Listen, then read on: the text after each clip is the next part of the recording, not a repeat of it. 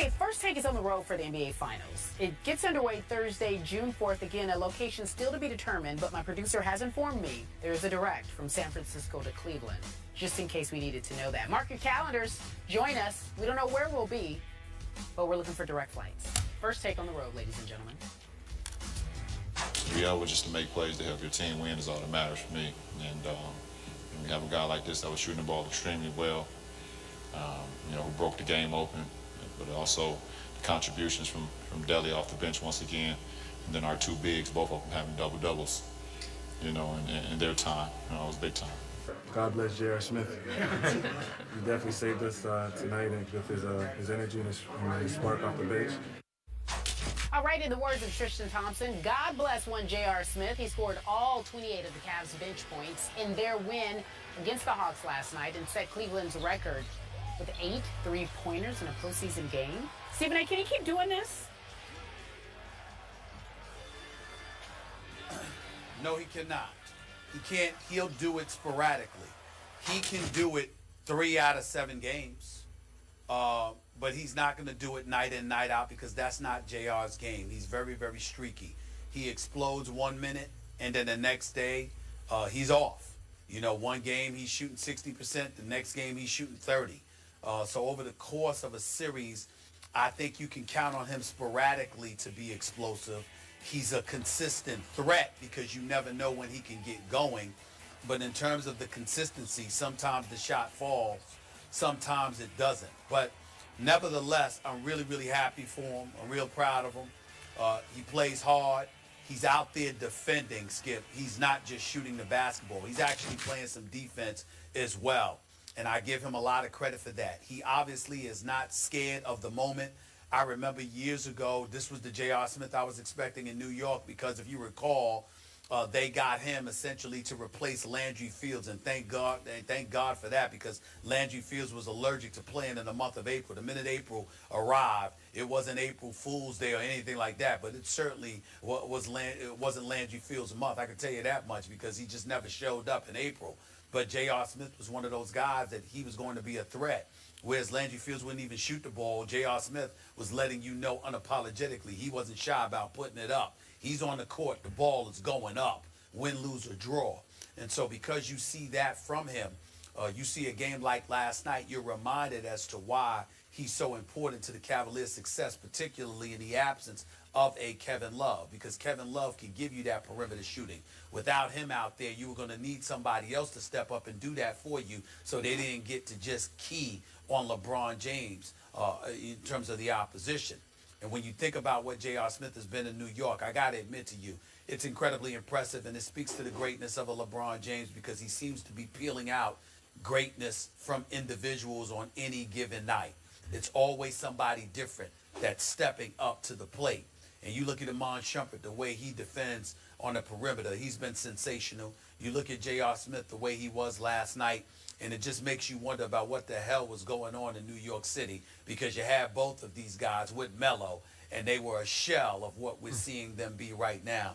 But you got to give mad credit to J.R. Smith. He's in Cleveland. He's focused. He told me primarily is because there's not really much else to do. He was joking about that, but maybe he wasn't. That was a few months ago.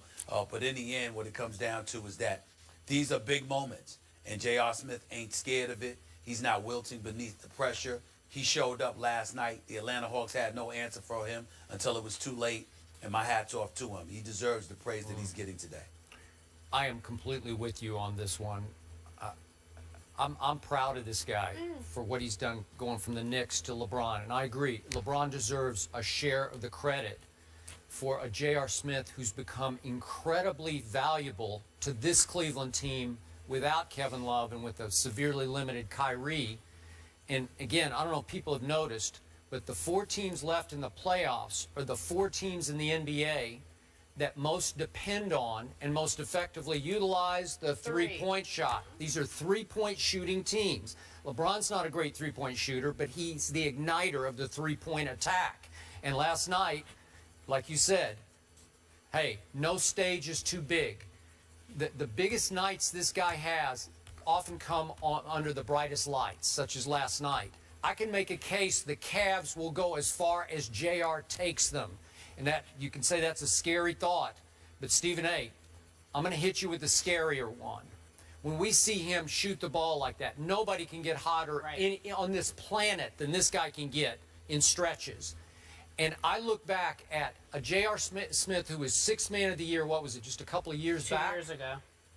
And a Shumpert, we see what he can do, shooting the three and defending. Do you realize that Phil Jackson, in return for those two players, your man Phil, your Knicks, received only a second-round pick in 2019. So 4 years from today, you get a second-round pick, and that's all you have to show for J.R. Smith and Shumpert. This wasn't a fire sale. You just gave them to the Cavaliers, and maybe, just maybe, who knows, you helped give LeBron another ring with these two players.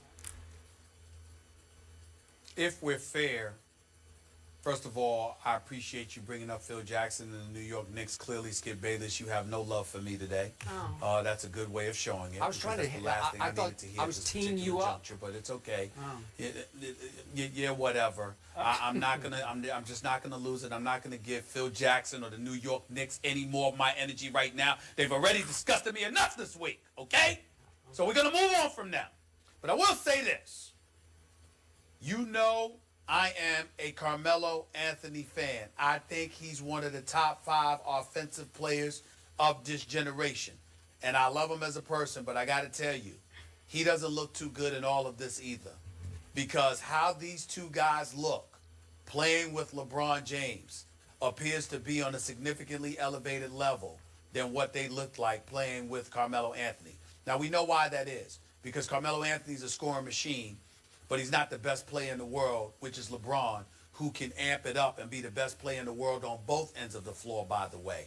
He's not that dude. But at the same time, if you're Carmelo Anthony, you got to see what these guys are doing with him, and maybe it should enlighten you about what more you need to be to elevate your level of greatness to another level. Because clearly, Iman Shumpert and J.R. Smith are benefiting from LeBron more than they did with him. That was a very powerful point. J.R. Smith, again, mentioning the same thing that you guys are talking about. Happy that he's now in Cleveland playing with LeBron James. Before this game, Smith had never made more than 5 3-pointers or scored more than 26 points in his 59 postseason games. Congratulations, young man. Coming up next, Romo on Twitter. That's your favorite person. It's the gift that keeps giving. What did he say about his former running back? Skip Bayless has something to say about it when we return.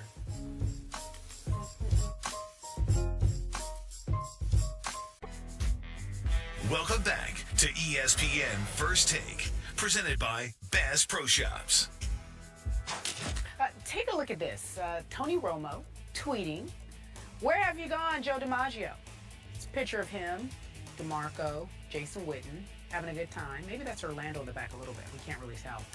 Skip Bayless, take a look at his tweet. Do you have a problem with that tweet? Unfortunately, I took a look at his tweet yesterday because I now follow Tony Romo, so it just flashed up before my very eyes. And Stephen A. Smith, seriously, I came very close to unfollowing Tony Romo at that moment because he continues to very publicly regret losing his friend and highly respected teammate, DeMarco Murray, to the Philadelphia Eagles. Tony, you got to give it up for the sake of the football team you are supposed to be leading right now. For those who don't know, the line that he wrote, "Where have you gone, Joe DiMaggio?" It's from the old Simon and Garfunkel song, Mrs. Robinson, used in the great movie The Graduate. The next line is, "A nation turns its lonely eyes to you." So Tony is turning his lonely eyes to DeMarco. How do you think that makes his current running backs feel? Darren McFadden and Ryan Williams and Joseph Randle and Lance Dunbar. It makes them feel like, we don't work for you, Tony? Move on. You have to lead this team into next year. He's an Eagle. He's a rival. Let it go. Tony, hey, I might have to let you go. What do you mean you're going to let him go? You're going to unfollow him? Yeah. Oh, okay. But he's still going to be your quarterback. I don't know. All right. You know what? You are one bandwagon jumping somebody. You know, you're unbelievable, Go man. ahead and say it. You know, you don't honor bets. Uh-oh. You don't honor bets. I don't. You make bets and then you find excuses to back out. That's right. I honored said your it. bet. You do I all wore of this that other junk. stuff. You still didn't honor the bet. You didn't wear it for 2 hours. I don't want to hear it. I I don't even wore it want to long talk enough. about it. But here's I the won. thing, Skip Bayless. Here's the thing, Skip. Here's the thing, Skip. What you're saying about Tony Romo, you're basically saying that, right? Because that's what winners do, correct? I have no comment. They move on.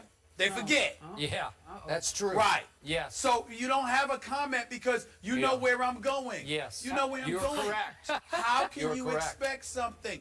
You know, there's a movie. There's a movie that was out years ago. It was starring Lawrence Fishburne, Andy Garcia was in, a couple of others. It's one of my favorite movies. It was called Hoodlum. And I know it and well. Lawrence Fishburne was in the back seat. Yeah. And Garcia was talking to him about, you know, Dutch Schultz, the other mobster, and how you think a guy making that much money, he dress right, he'll do all of this. And Lawrence Fishburne leaned back and said, when you don't know, you don't know. And that's what we're talking about with Tony Romo. You're talking about things that are ingredients to winning.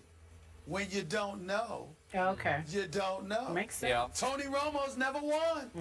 And that's what it comes down to, Skip. He's learning.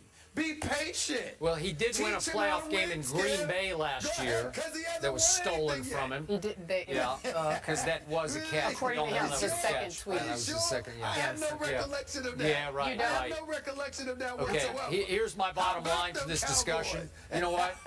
I'm not sure my man Tony belongs on Twitter. I think he's going to trip, stumble, and fall on Twitter. It's only his third tweet. I How can know. you go that far and say I he doesn't don't belong know. on Twitter? That's a bad tweet. I got to tell you, that sends the wrong message Yet to you his followed current them. teammates. Yet you followed And you them. didn't So follow what does that Stephen say A. about you? Can you follow What does Stephen that A? say about you? It tells me I shouldn't follow anybody. How's Des doing? Is he tweeting okay? Are you okay with Tweeted it? about JR You last think? night. You think? It wasn't real deep. It was shouldn't have just like, followed him. Just damn, JR. You know, Just like, JR, that's Skip. all? Okay. Hey, Skip. yeah. When you don't know, you don't know. That's one of his favorite lines from one of his favorite movies. Where have you gone, Mrs. Robinson? Colts punter has an issue. The Colts punter has an issue with Ryan Tannehill's contract. Do you know him? Do you know that Colts punter guy? I know of him. You know He's of a him. celebrity punter. He's a celebrity punter. He's in agreement with you. We're talking about it after the break. Back in a moment, guys. He plays hard. He's out there defending, Skip. He's not just shooting the basketball. He's actually playing some defense as well. And I give him a lot of credit for that. He obviously is not scared of the moment. I remember years ago, this was the J.R. Smith I was expecting in New York because if you recall, they got him essentially to replace Landry Fields, and thank God for that because Landry Fields was allergic to playing in the month of April. The minute April. Okay, First Take is on the road for the NBA Finals. It gets underway Thursday, June 4th. Again, a location still to be determined, but my producer has informed me there is a direct from San Francisco to Cleveland, just in case we needed to know that. Mark your calendars. Join us. We don't know where we'll be, but we're looking for direct flights. First Take on the road, ladies and gentlemen. Be able just to make plays to help your team win is all that matters for me. And when you have a guy like this that was shooting the ball extremely well, you know, who broke the game open, but also the contributions from Deli off the bench once again, and then our two bigs, both of them having double-doubles, you know, in their time. You know, it was big time. God bless J.R. Smith. He definitely saved us tonight and with his energy and his spark off the bench. All right, in the words of Tristan Thompson, God bless one J.R. Smith. He scored all 28 of the Cavs' bench points in their win against the Hawks last night and set Cleveland's record with 8 3-pointers in a postseason game. Stephen A., can he keep doing this? No, he cannot. He can't. He'll do it sporadically. He can do it 3 out of 7 games. But he's not going to do it night in, night out because that's not JR's game. He's very, very streaky. He explodes 1 minute, and then the next day, he's off. You know, one game he's shooting 60%, the next game he's shooting 30. So over the course of a series, I think you can count on him sporadically to be explosive. He's a consistent threat because you never know when he can get going. But in terms of the consistency, sometimes the shot falls, sometimes it doesn't. But nevertheless, I'm really, really happy for him. I'm real proud of him.